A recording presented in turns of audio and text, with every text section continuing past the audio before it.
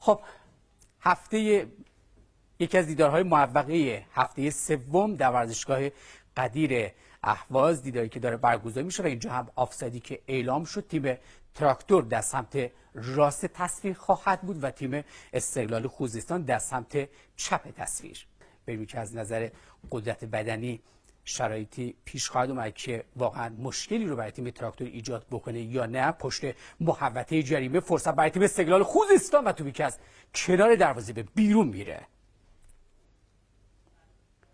یه حرکت تکنیکی زیبا، فرصت میره ایجاد بشه. عبدی داخل محوطه جریمه میتونه فرصتی رو به او بدن که این اتفاق نیفتاد. گوستاوو کوتاه با شوشتری، حالا سمت چپ یه فرار خوب، یه موقعیت عالی برای استقلال خوزستان. مرکز زمین بازیکنان تراکتور میتونن از این فرصت ایجاد شده استفاده بکنن. یه فرصت، یه ضربه از ریکاردو آلوز. خیمنز پاس زیبا، فرصت برای تراکتور. عبدی میزانه ضربش رو و عالی عکس العملشون داد فرزین گروسیا. توپ رو به استقلالی ها میدن. طیبی یا پاس پشت دفاع آقای پور است و دروازه تراکتور. خود جواد آقای پور میتونه تموم کنه. یه پاس در دهانه دروازه. در خط دفاعی بازیکنان تراکتور عارف آقاسی یه لحظه اشتباه، فرصت برای حسن شوشتری است و استقلال خوزستان میتونه ضربش رو بزنه. شوشتری این بار باید شوت میزد. یه پاس پشت محوطه، فرصت شوت زنی، ضربه.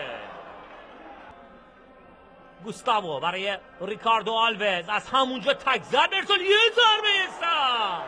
نگاه کنید چقدر بدون دورخیزی این توپ رو ارسال کرد ریکاردو آلوز. رحیم زهیبی رو میخوان به زمین بفرستن. جواد آقای پور یه بار دیگه، خود آقای پور از همونجا یه ضربه دیدنی نگه میداره توپ رو.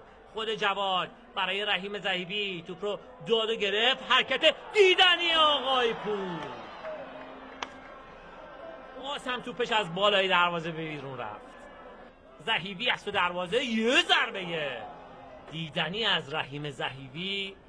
مرکز زمین برای صفادی.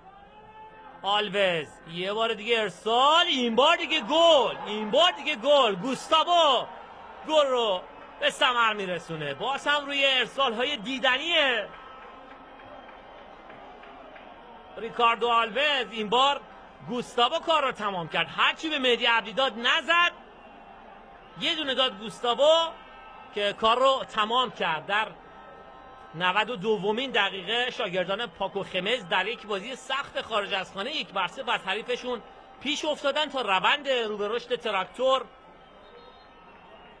بعد از برد در مقابل مس رفسنجان این بار با یک برد خارج از خانه در مقابل استقلال خوزستان ادامه دار باشه. باز هم تراکتور یه ضربه دیگه از کنار دروازه به بیرون رفت. سوت پایان این دیدار پیروزی 1-0 تراکتور تبریز در مقابل استقلال خوزستان.